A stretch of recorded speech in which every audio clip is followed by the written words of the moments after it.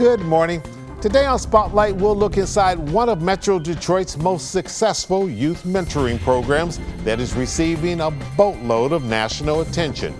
As the Midnight Golf program celebrates its 20th anniversary, what's the organization's secret? Renee Blooper, founder and president of the organization, will hopefully tell us. And later on this Sunday morning program, meet a rising star, Devon Tines, the new artist in residence at the Michigan Opera Theater. His success is a perfect introduction to Black Music Month. It's Sunday, June the 13th. I'm Chuck Stokes, and this is Spotlight.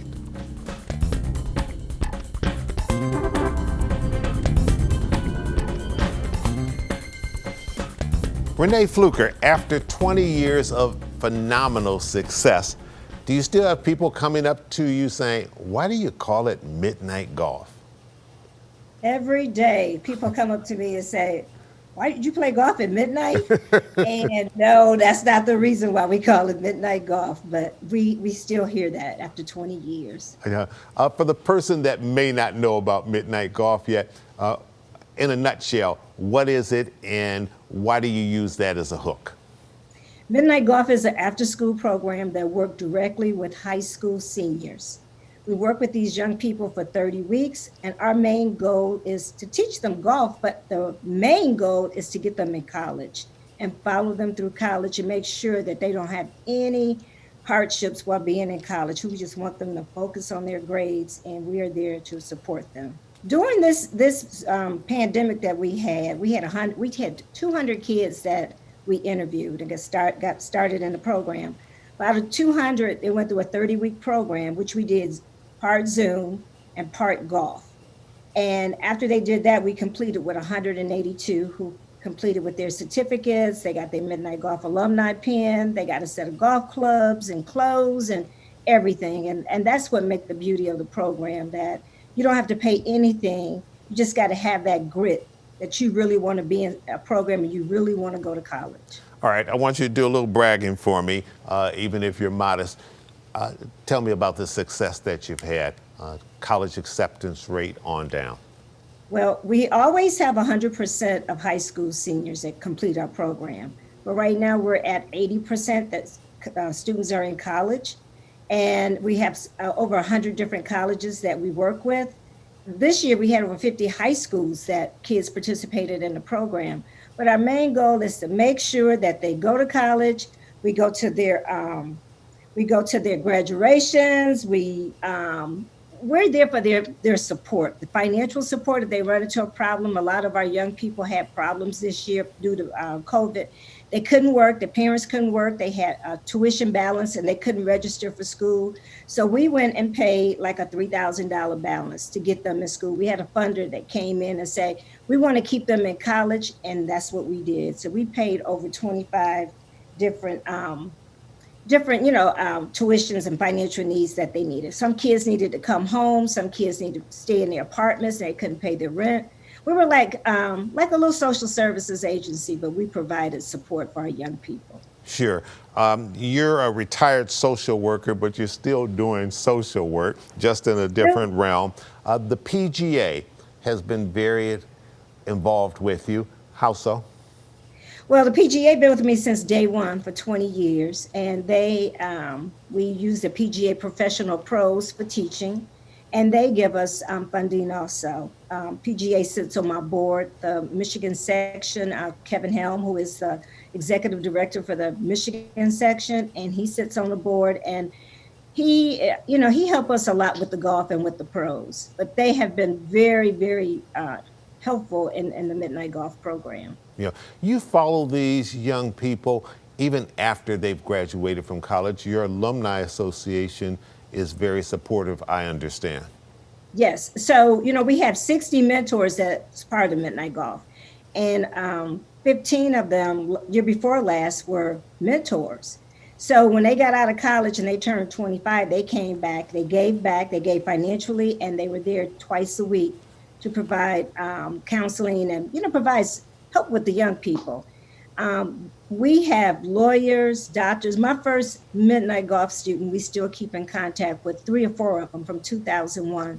They're doctors, they're nurses, lawyers, CPAs. We have a variety of different, I can have anybody who I need to call for advice. I can call now. They're the Midnight Golf alumni. All right, we need to take a quick little break. When we come back, I want you to give a picture of how competitive it is to get into Midnight Golf. We'll be right back. Stay with us.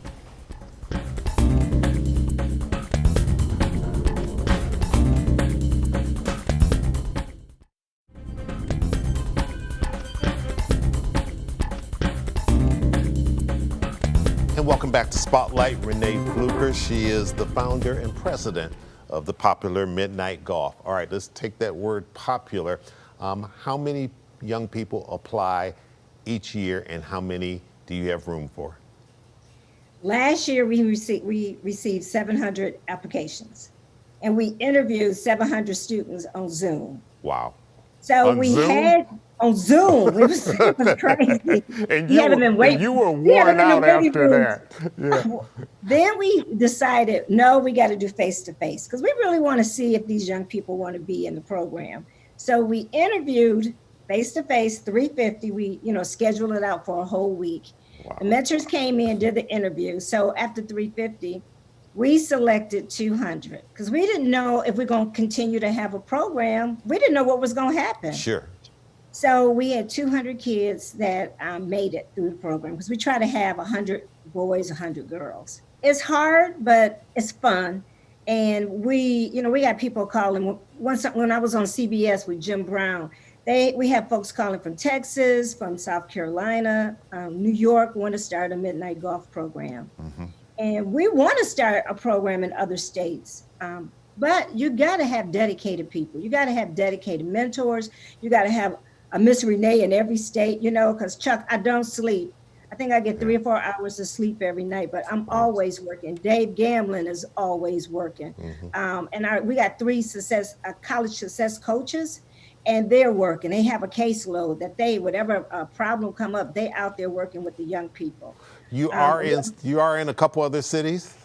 No, we're not. I'm just saying other people want us to come to other cities. Okay. I thought I had heard at one point that there were maybe some other franchises in a couple other places. We were in Miami for about a year, and the young man who ran the program got a big promotion, and he couldn't do it any longer. So, yeah. Okay.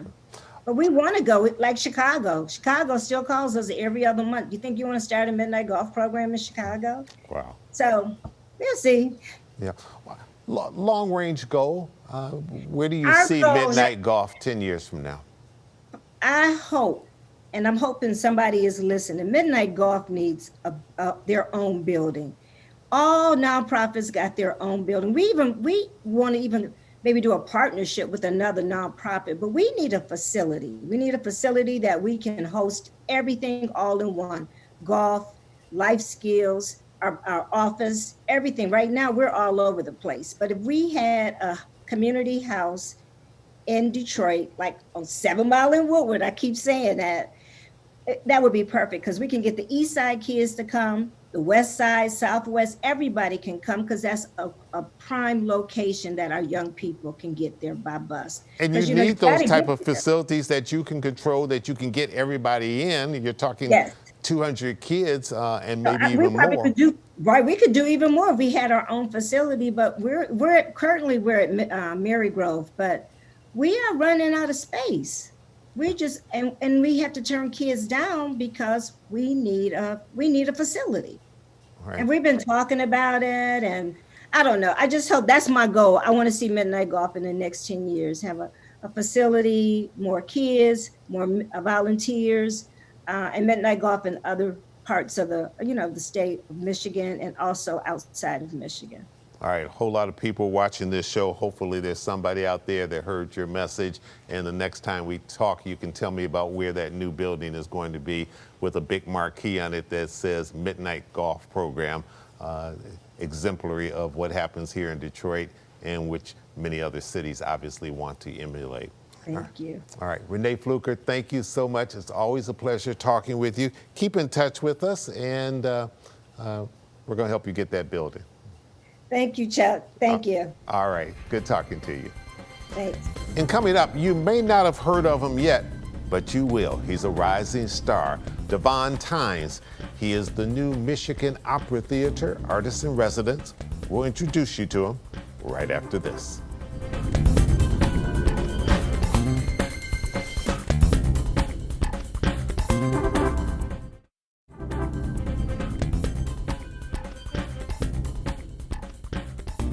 You have had wonderful write-ups in the Los Angeles Times and Time Magazine and Vogue and the New York Times. But do you still find people asking either you or others who are around you, who is this guy? Yes, in different ways. And I always find it really difficult to answer the question, what do you do? Because I think traditionally I'm an opera singer, but what I do in opera and what I do in general is a bit outside of an existing box. Yeah. You are the new artist in residence at the Michigan Opera Theater. You're here now for a brief period of time doing a little bit of work. The public will really have a chance to see you next year where you're going to actually perform at the Opera House. But let's start in terms of the artist in residence. What's the importance of that role? Definitely. An artist residency is a really interesting opportunity to figure out what is one's personal connection to the institution you're working with. And since I'm portraying the role of Malcolm X in X, The Life and Times of Malcolm X by incredible Anthony Davis, I wanted to model my engagement with Detroit somewhat after Malcolm X's. It's kind of like walking my own version of the walk that he did and becoming involved in this broader community. So I hope to work with a number of collaborative partners over the year, including various churches. I visited Second Baptist Church or Church of the Underground Railroad yesterday. A lot of history. Incredible place. And visiting with various creative and community organizations, mainly Black-led, in order to see them many times over the year so that by the time we do the final show, there's a lot of different collaborative efforts and collaboration leading up to just coming and doing a performance. How significant is an African-American male artist and resident in opera? I think it's deeply significant insofar as it's significant for anybody to completely walk into their specific identity and individuality in any context they're in, especially with a minority identity. It's important for us to exist healthily and representatively in as many contexts as possible. How did you make this journey to where you are today? Where did you grow up? Completely. I grew up about an hour southwest of Washington, D.C., out in what's called horse country. And I grew up singing in the Providence Baptist Church there and sang a lot of gospel songs and spirituals, but also ended up taking violin lessons and playing violin for 14 years and piano, which eventually led me to singing in choir and doing musicals. But I ended up going to Harvard to get a degree in sociology and then to Juilliard to get a degree in music. So my life has been a culmination or bringing together many different threads of musical experience. Well, obviously a person of great talent. For many, many years, you played the violin. I imagine still play it. Did you think at one point that that was going to be it, that you were going to make your career playing the violin? And at what point did you really switch over to the opera? I did. I really love the violin. It's an incredible instrument. It's incredible to be a part of a big group of musicians making sound. But I always realized I love looking at the audience and seeing how are they responding and connecting. And then I finally realized if I just took the violin away, I could look at the audience directly and communicate and sing something. So it's kind of like that experience translated into what I'm doing now. Sure. What's going to be the preparation process to get ready to do this opera on the life of Malcolm X? Oh, it's already begun. I mean, I've been working on various projects that deal with engaging race and Black identity in America for quite a long time now. And then particularly with this opera, I've been getting to know Anthony Davis, the Pulitzer Prize winning composer, over the past year. I've sung the title aria from the piece with the Philadelphia Orchestra this past year, and we'll perform that in London and again in Philadelphia this fall. So it's just a continual process of familiarizing myself with the material and getting deeper into what the history is over this coming year. I hope that I can just, live to the height of my ability and potential. And as a Black gay male in America, hope that if I imbue my existence with that, then I can be an example for others.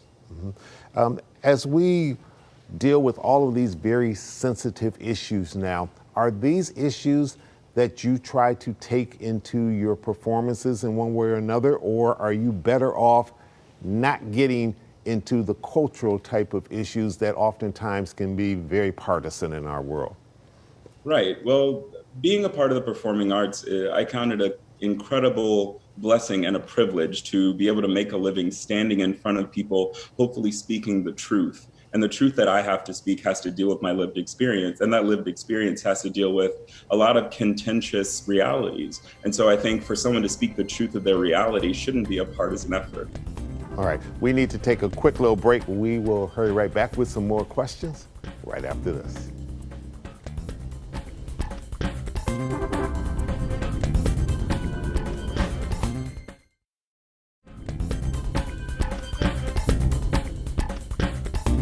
Welcome back to Spotlight, talking to Devon Tines. He is the artist in residence at the Michigan Opera Theater, and you'll have a chance to be able to check out his performances in 2022 there at that wonderful facility in downtown Detroit.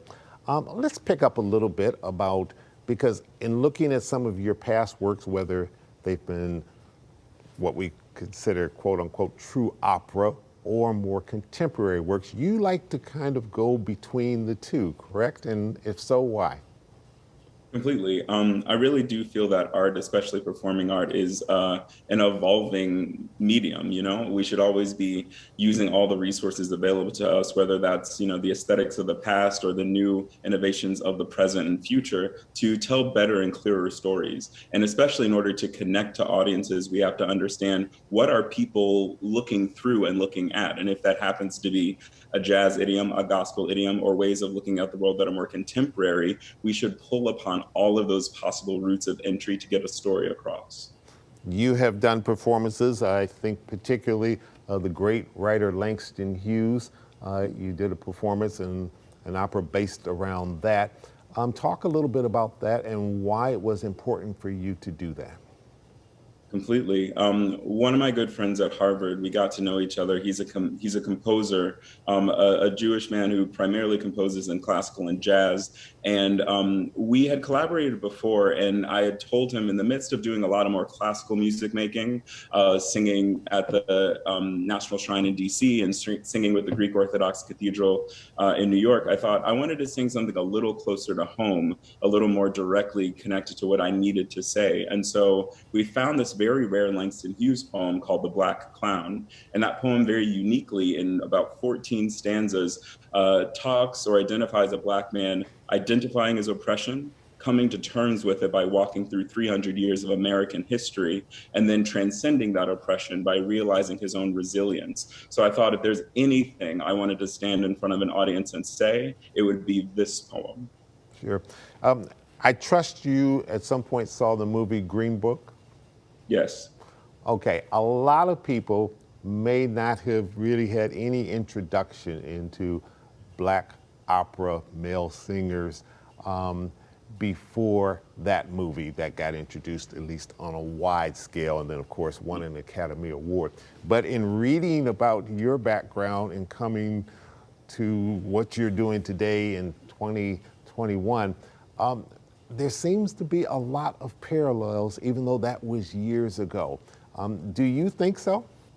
I'm really happy whenever anybody is introduced to the idiom of opera. I also think, though, that opera has a greater potential to include many different kinds of voices. There's, you know, the descendant of Italianate singing, which is what most people commonly refer to as opera. But I think opera is anything that has good storytelling and uses a lot of different resources to do so. That said, you know, Whitney Houston singing the national anthem at the Super Bowl with a set piece of an entire stadium and rockets going overhead as part of the accompaniment, that's opera too. What do you want to accomplish years from now when your career is, sort of winding down in whatever way it may wind down? What do you want your mark to be? I would hope that I would help people to be more reflective on themselves and their actions and interactions with others by hoping to be reflective myself. Yeah. Twofold question. What's the best thing about your business and what's the worst thing about your business? The best thing about my business is that I get the privilege of expressing myself. And the worst thing about my business is that there will forever be a divide between what I hope and my intention is and what the audience receives and is able to do with it. Sure. Final question. Tell me a little bit about this commitment with the Michigan Opera Theater and what people are going to see in 2022. I really hope that with my involvement with Michigan Opera Theater and being here, hopefully embedding myself in this community over the course of a year, that the larger Black community will be able to see themselves in the context of opera, meaning all of the resources dedicated to that art form financially and also in terms of intention and artistic integrity. Those resources need to be bestowed upon stories that haven't traditionally been put in that level of attention. Yeah. One other quick question popped into my head. I imagine that you get a chance to talk to young people who may be thinking about what they want to do with their life and have maybe incredible talent, whether it's vocal or it's musical in terms of a particular instrument. What advice would you give them? And I don't ask that question as someone who's 60 years old, because you're still young yourself, at least by my standards. But in the time that you've been in this business and you've been pretty darn successful and you're getting international attention, what advice do you give them? I would advise young people and all people to continually think about what it is they want and need to say the most. And then once that is realized, to look around and see what is available to help them say that. All right. Devon Tines, bass baritone, opera singer, but not just an opera singer, someone who dabbles in all sorts of musical genres. Thank you so much for joining us today on Spotlight. Best of luck in your artist in residence at the Michigan Opera Theater. And we have to get you back right before the curtain gets ready to go up in 2022 for the Malcolm X performance. Completely can't wait. Good to see you. All right, good talking to you and good seeing you and good meeting you virtually. Special thanks to both of my guests today. I'm Chuck Stokes. We'll be back next week with more newsmakers in the Spotlight. We hope you have a great week.